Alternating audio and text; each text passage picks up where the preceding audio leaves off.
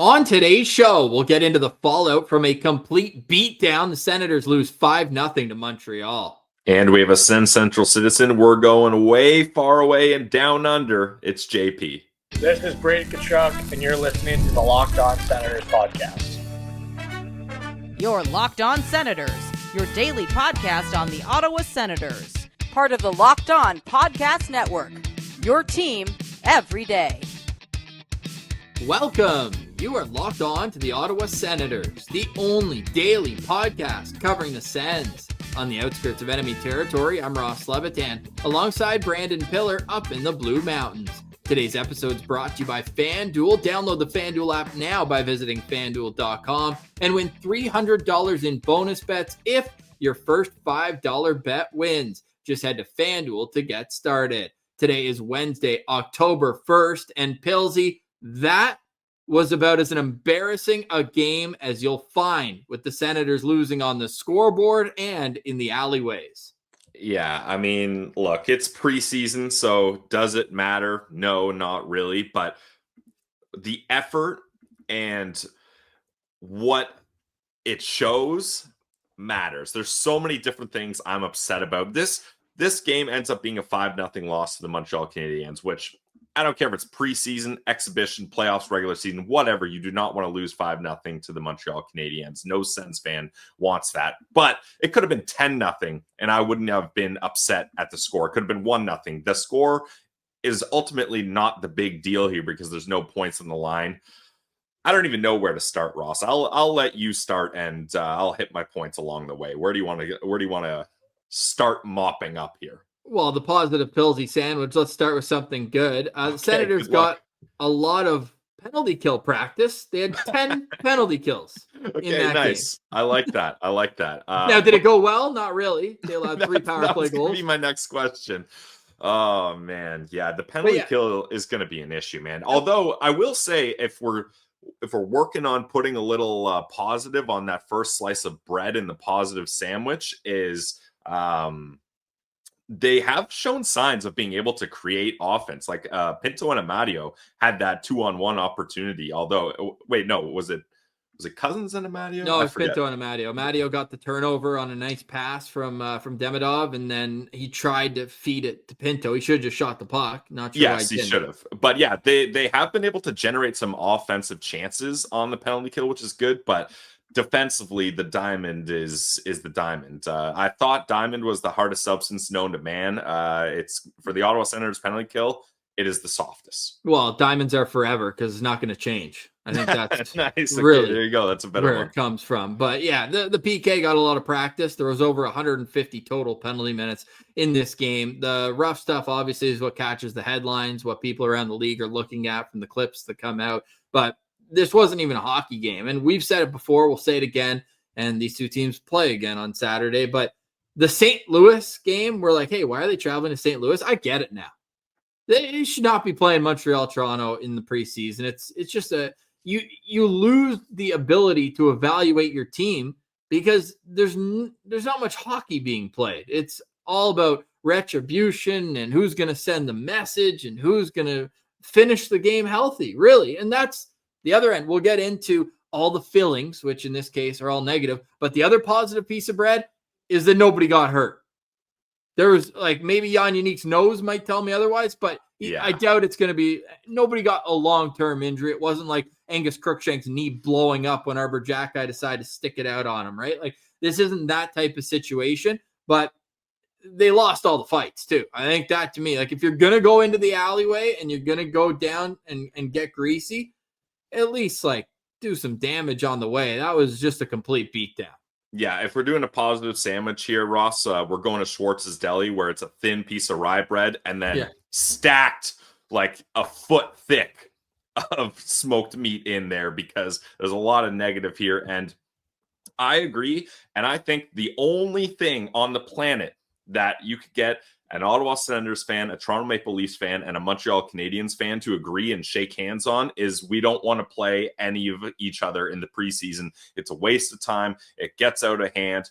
The goon squad show up. The star players have to worry because Jan Yannick, I think he broke his nose. Like, that, his nose was busted. He was leaking all over the place. And we got to talk about it. That slash on Demidov from Nick Cousins was absolutely greasy, and we disavow that type of hockey. Like, I know some Sens fans were loving it, being like, "Oh, nice, we got a piece of their star." No, that's the last thing we want, because then just think of how last preseason when Jack targeted Timmy. So it's a never-ending cycle. Well, and that's the thing. Habs fans are saying, like, "Oh, Nick Cousins can play next game. We don't care. We're not going after Nick Cousins. We're going after Timmy." And that's the last thing we need here, is retribution for a dirty slash to one of their star players, leading into one of the Jack Eye players doing something dirty to one of the Ottawa Senators players. Nobody wants that. And now getting a cycle. Because then you just go back. There's retribution, and then who ends it?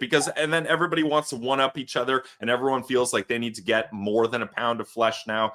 And it's for preseason, and it's just a waste of time. It gets fans riled up. I get that. But if you're going to get fans riled up, do it in a clean, good, old-school hockey way, which, if you're a Habs fan, you got to feel pretty good about that, because like you talked about, not only did the Ottawa Senators get embarrassed on the scoreboard, but physically they got embarrassed. I mean, Zach McEwen, you got to give him credit for showing up, but this guy loses more fights than I think anyone, even more than Austin Watson. No, we put the poll up.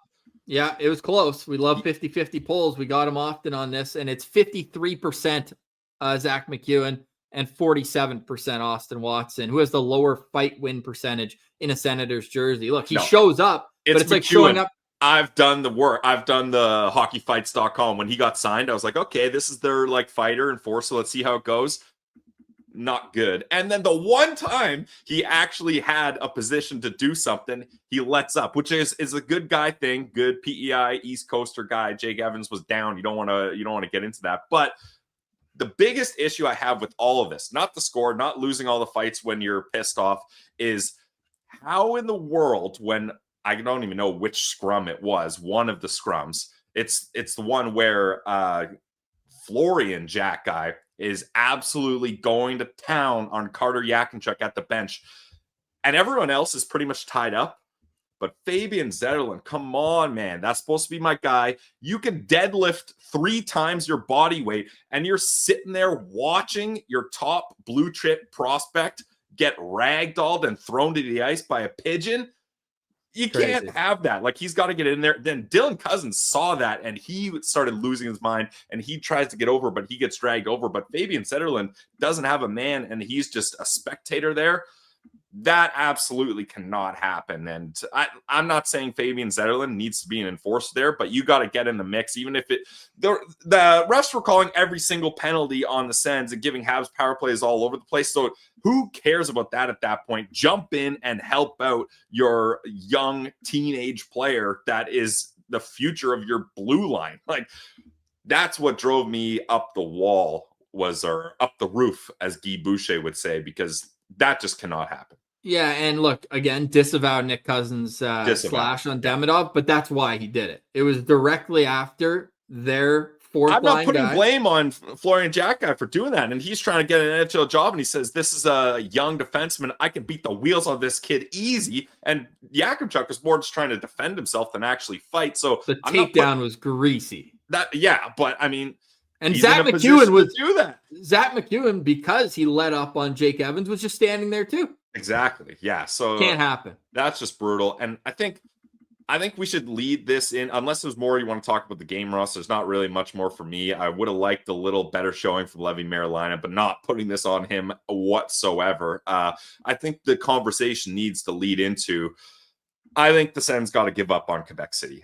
It was fun. I know you're a Quebec City guy, Ross. You would love we're to gonna go get there. Next segment. Yeah. Okay. So we can lead into. I got a full segment on that, but just to mop up the game, pick up some teeth and blood off the ice from this one. Like, I would make a ton of cuts right now.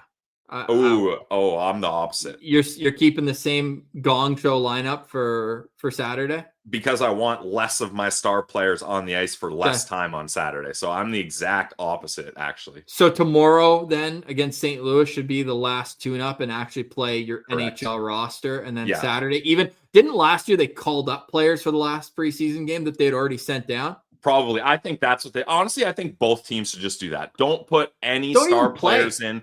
What's the point in playing that game? Well, I mean, there's business, there's ad deals, there's tickets to be sold, there's marketing, right? So you can't just cancel the game. But I think honestly, don't dress Timmy, don't dress Brady.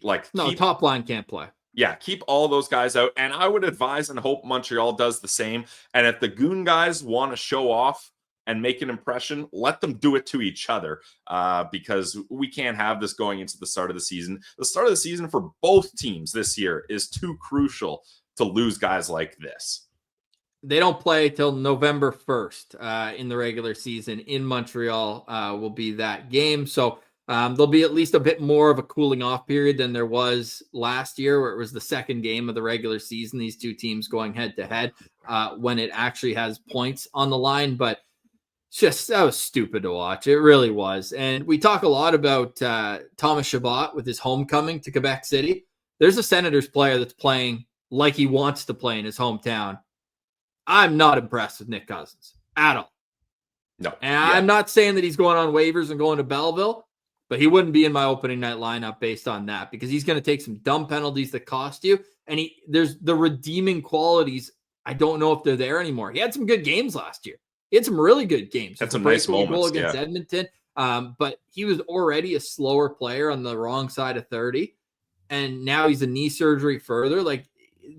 He's shown zero value this preseason. He's only hurt the team. Yeah, and it's difficult because the reason for getting Nick Cousins is a veteran guy that's won a cup. That's something the Ottawa Senators wanted to focus on. So you get that check, and you wanted a rat guy to piss off the other team. But you can't do it when you're two hands slashing their star players like that with non-hockey plays. And then if you're going to have a guy like Nick Cousins to do that, the Ottawa Senators don't have the big boys to back up that type of play. So then it just gets out of hand there. So I'm with you. I've really tailed off Nick Cousins, and I think at most he should be a 13th forward.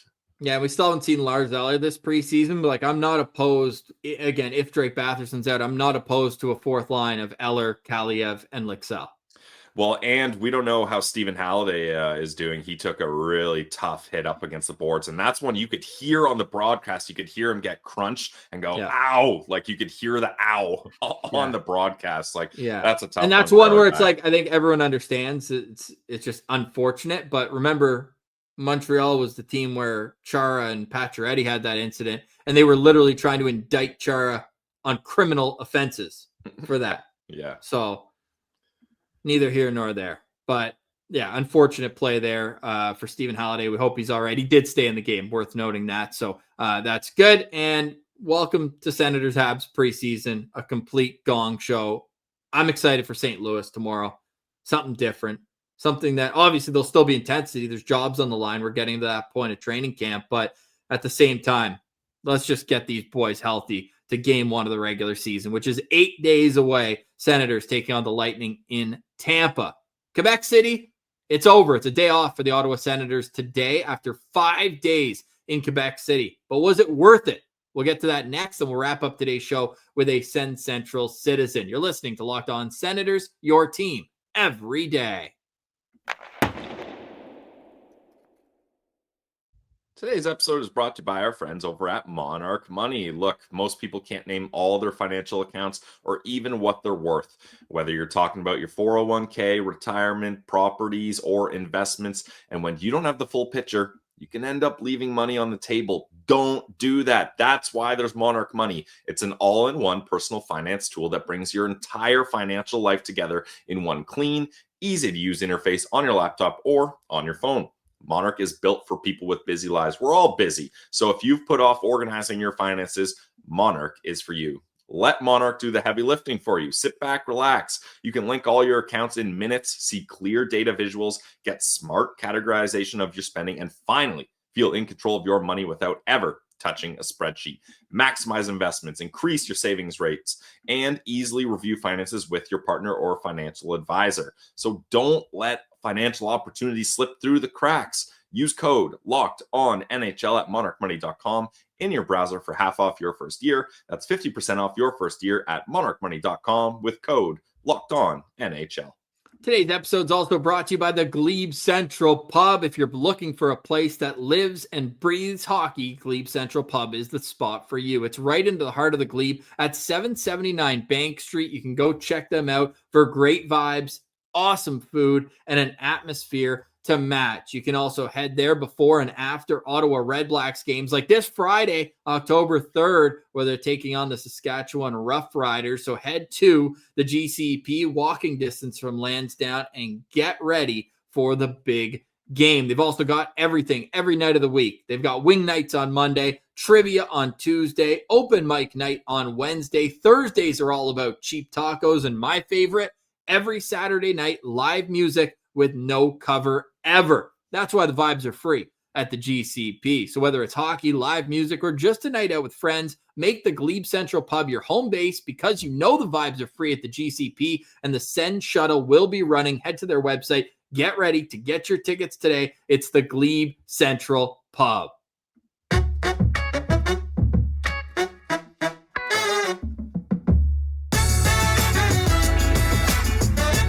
All right, Philsy. So 5-0 Sens lose to Montreal, and Bruce Garriock tweeting, no hearings are scheduled based on what happened last night. Doesn't mean there won't be, but he also wouldn't be shocked if there were some fines. Everything is reviewed. Now, the one thing that I have on this, and I get it, they were pissed. It was a bad hit by Hodgson, late back turned on Carrier.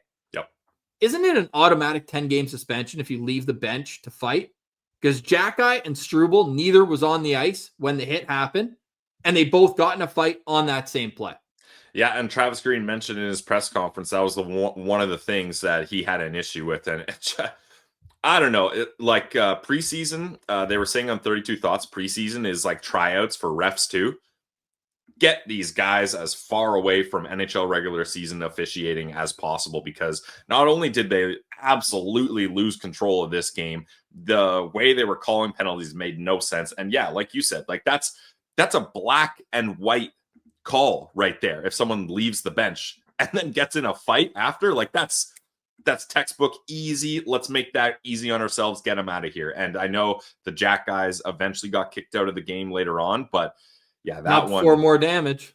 Yeah, that one was brutal. So we'll see if anything comes to that. I don't really care. It's not really like it affects anything to do with the Ottawa Senators start to the season. And having Jack on the ice is usually better for opposing when there's actual hockey. Those guys can fight. We'll give them that. Oh, there's no denying that. They can throw for sure. I thought Yannick held himself pretty well in that first fight with Fleury and Jackeye. Jackeye got the takedown. Close till the end, yeah. Yeah, they were battling back and forth, but otherwise it was a complete beatdown. To add insult to injury, the quote-unquote home crowd of the city you're trying to convert to Senators fans were chanting, na, na, na, na, hey, hey, hey, goodbye, with 3 minutes left in the game. The Quebec City trip, I get what their thought process was, but whoever decided that the Montreal Canadiens should be a team that they play head-to-head, that might have been the dumbest decision I've ever seen. It was no doubt going to be a 90-10 split in favor of Habs fans. 95-5, more like. Well, Shabbat had like 70 tickets himself, so that's why the 5. Yeah, sure. Just a complete botch. Complete botch. If you're trying to convert Quebecois fans to Ottawa Senators fans, there's a state-of-the-art facility not 10 kilometers from the border to Ontario, the Slush Puppy Center in Gatineau. We talked with our friends at La Brigade. They were posting last night. Our guy Stewie, he was just like, what are we doing? It was a failure. The New Jersey game was fine. If they played New Jersey and St. Louis, or New Jersey and even Boston, different story. Playing the Habs there was never going to go well. Yeah, and I don't know this, obviously, but I have a feeling that was maybe Michael Anlauer would have been involved with that. He was extremely uncalculated then in knowing what the reception would be. Yeah, and it's unfortunate. It couldn't have ended worse. Like, they fell flat on their face, not only losing 5-0, getting dominated physically.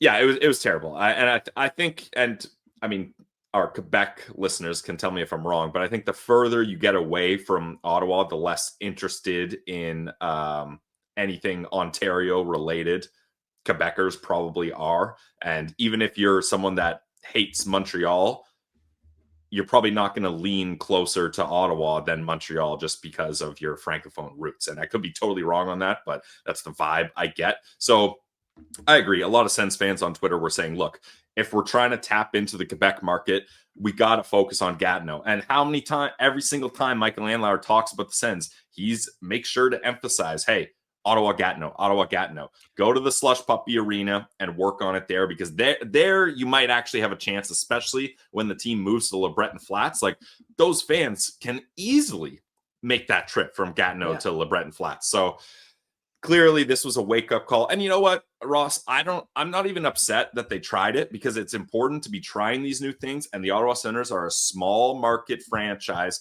that the fan base isn't as widely spread, obviously, as the big teams like Toronto, Montreal that have that history. So you have to try to start colonizing other areas, for lack of a better term. But that's the wrong spot. Yeah. Wrong spot and the wrong way to do it. And it could not have ended up worse. A wake-up call is the perfect description of it. Literally getting laughed off the ice. In the second game. And you know what? I do like it for Thomas Chabot. Thomas Chabot's been a good soldier, and this was kind of a nod to him, I think, partly. And he got to experience this with his family and friends, and he talked about how important it was for him. And you know what? He deserves to have something like that. But one game, go, Thomas. You got your, I was going to say you got your cookie. I'll say you got your croissant. Yep. Enjoy it. Just one? Never again. Just one croissant? Well, the New Jersey game is the one croissant. The other one was burnt. Game, I don't know what you want. A poutine without cheese curds, with a poutine with shredded cheese on it. Oh God. Yeah, that's exactly what it is. And packet gravy. Exactly. Yep. You need the real thing. Quebec City's beautiful. We always maintain that on the show, but 5 days there, that was a long time too. And it almost felt like, maybe it was one day too many.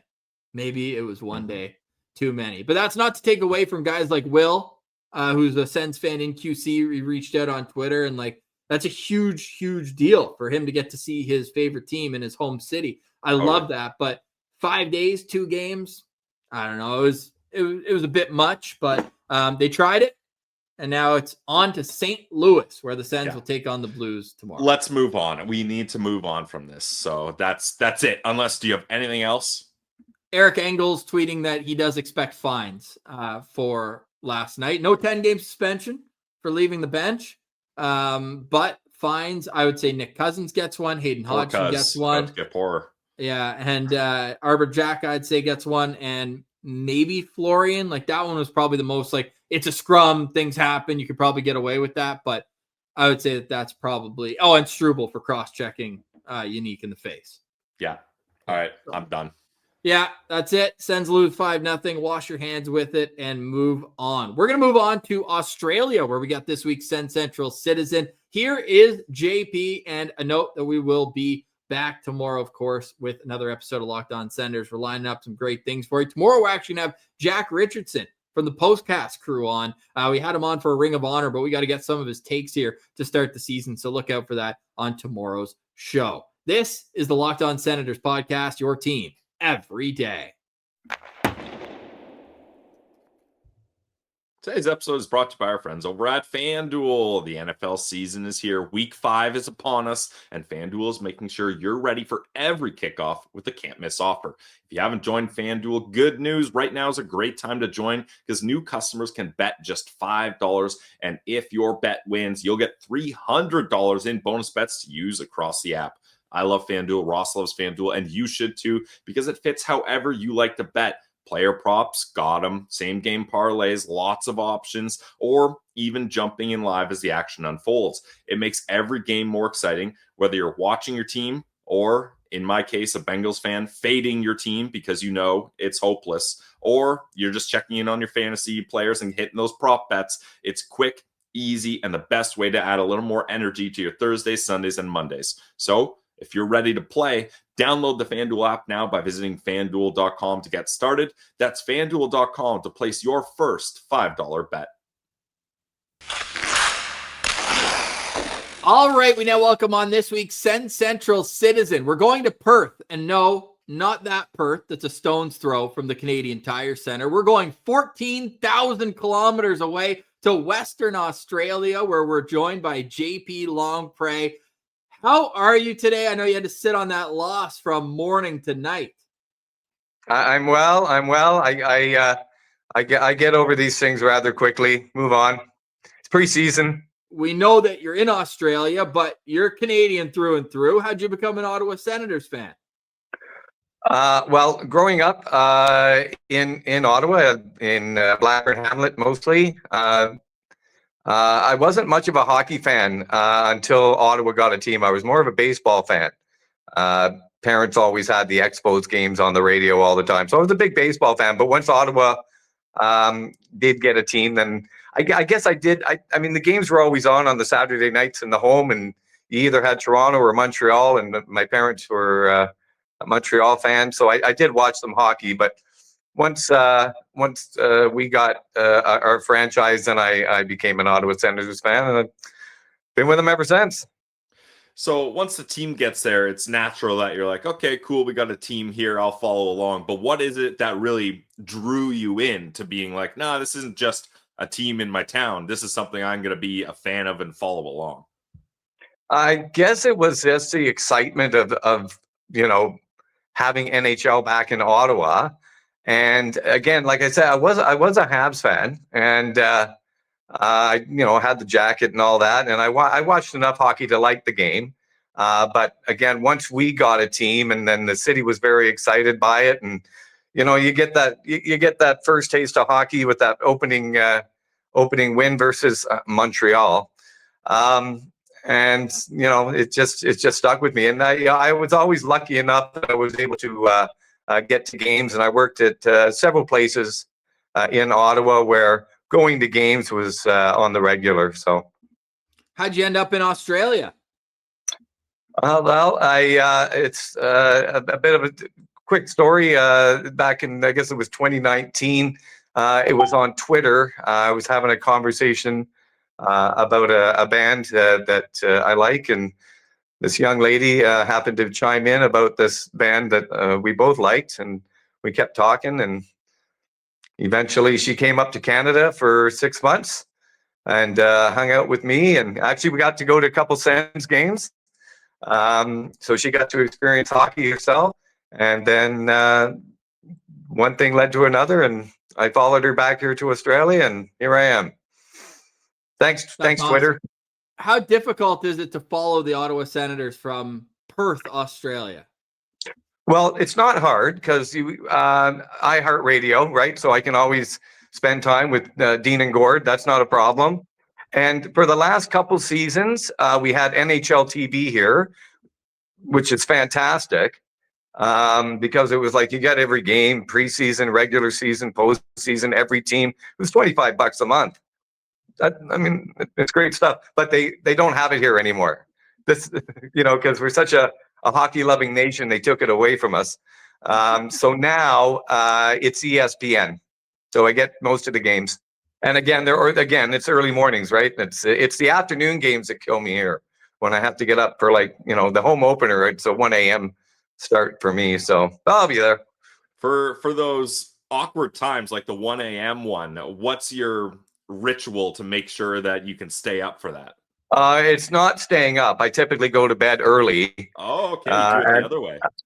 I go to bed early, and I set an alarm for about half an hour before the game starts, and I get up and make the coffee and get ready. And normally the wife Sandra, she watches the games with me too, but she doesn't do the afternoon games with me too often.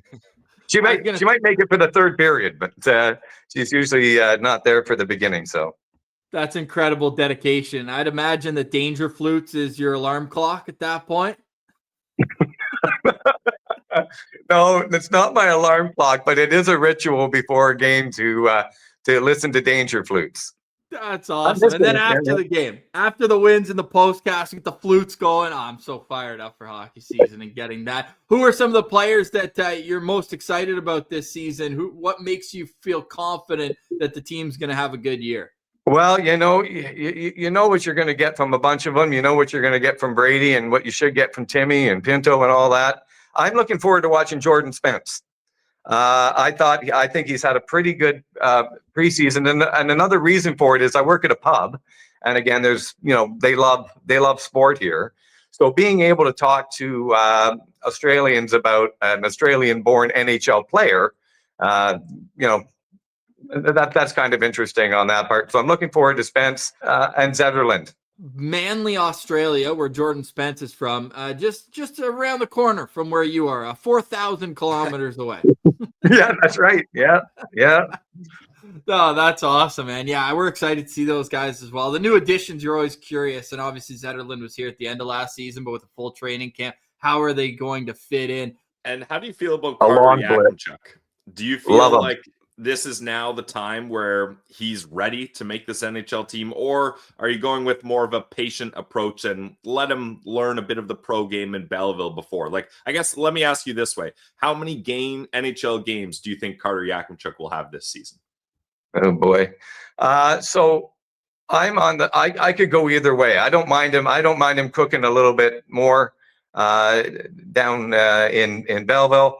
But it wouldn't bother me to have him on the big club either. So how many games do I think he's going to get this year? 20. I'd like to see him play about 20 games.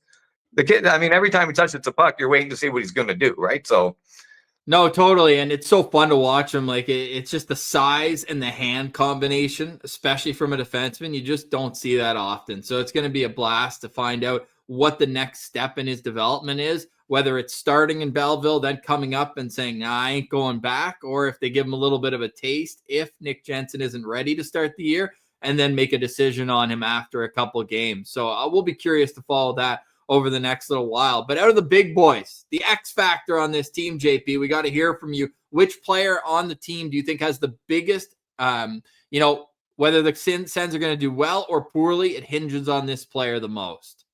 Ullmark. It's got to be the goalie. If we can score goals, we can fix the 5-on-5. We can still have a good power play. But if we're pulling the puck out of the back of our net all the time, then that's going to be a problem. And I think Ullmark's going to be fine. He's admittedly, not had the best training camp according to him, although he got a shutout in the last game. I mean, that's pretty good. Yeah, I mean, a shutout's nice, but yeah, if Ullmark has a good season, and again, he doesn't have to be spectacular. I mean, I'd like him to be spectacular, but he doesn't have to be spectacular. Make the stoppable ones, and we should be okay. That's Ullmark is who I'm looking to either make or break the season for us. Well, hey, we love the dedication that you're up that early for the matinee games, and it's a 12-hour time difference. So the 7 p.m. starts 7 a.m. for you, and that's so awesome to see. And you're active on Twitter as well. People can find you there at Sens Down Under. It should be down under and across the side from where you are over on the West Coast there. But hey, we love the passion and everything that you're bringing to Sens Army. Are you representing the boys with the logo out and about in public there? Do you ever get any looks where it's like, what the heck is this? That's not a rugby logo. I get asked all the time. What is the logo? I wear the lapel pin on my shirts. I wear the jersey to work on certain game days. And yeah, lots of attention. Yeah, you don't see much NHL merch down here. I've seen the Rangers twice. I've seen Boston twice, and I've seen the blue team once. Final question for me, JP. This has been awesome. We always love having people in Australia join the show. Furthest guest ever, I would say. It is furthest guest ever. We did the calculations, our LOSB stats department. Geography department. What is your expectations for the Ottawa Senators this year? My expectation is this. So when I looked at some of the teams that we did well against like the conference final teams last year, we have a very good record against them. We were like 7-7 against the conference final teams. Then I don't see any reason why we couldn't pick up, another 2 or 3 wins, getting us up around 101, 102 points. And then that puts us in third or second spot in the Atlantic. I don't see why that's not. I mean, especially, if we can handle Buffalo a couple times, that would help. But what about if you're saying they're going to make the playoffs, which it seems that way? What is your expectations once they make the playoffs? Are you just comfortable getting there again and pushing a team? Do they have to win one round? What's the standard? Well, I'd like to see Giroux cash in on most of his bonuses. Yep. But yeah, absolutely. I think winning a round. I think you got to win a round. I think you make the playoffs. You should make the playoffs, and then making a round or two. That would be a nice improvement and a good step for the guys. Love it. JP, thanks for doing this. We appreciate it. Again, everyone can follow you on Twitter at @SensDownUnder. Keep spreading the good word over there, eh? Thanks, guys. It was a great time. Thanks for having me on. All right, stick taps to JP. Love the dedication out in Australia. Pillsy, any final thoughts on today's show? I'm so excited to move on to the St. Louis game. I would like to maintain my stance. Let's use the St. Louis game as a tune-up. Brady Tkachuk's going to love it. Get him having his moment in St. Louis. Get the big boys out. Give Linus Ullmark his final start. And then just ship the goon squad back to that final game in Montreal. Yeah, see, I would almost start Matt Sogard in this game, but maybe Saturday for Mads. Yeah, like I don't even want Linus starting on Saturday. Like I think no player making more than $5 million is safe. Honestly. If you make this much money, please head to the press box. Yeah, Drake Matheson, maybe you're in trouble there, just under that $5 million mark. Yeah, well, he's got the injury excuse. Safe. Oh, yeah, true. Safe. That's not yeah. The only guy who I'd make an exception for, I would prefer if Ridley Gregg did not play in that game either, and Shane Pinto, both under $4 million. Yeah, okay. Yeah. Let's set it at $3 million. Sure. Yeah. If you make more than $3 million, you are not allowed to play on Saturday night. Neither of us make that, so we'll play tomorrow here on Locked On Senators. Looking forward to another great show. Please like and subscribe everywhere you get your podcasts. We are also free and available on YouTube. Write a 5-star review. Follow on Twitter at SensCentral. All goes a long way to helping the show grow. For Brandon Piller, I'm Ross Levitan. This has been another edition of the Locked On Senators podcast, your team every day.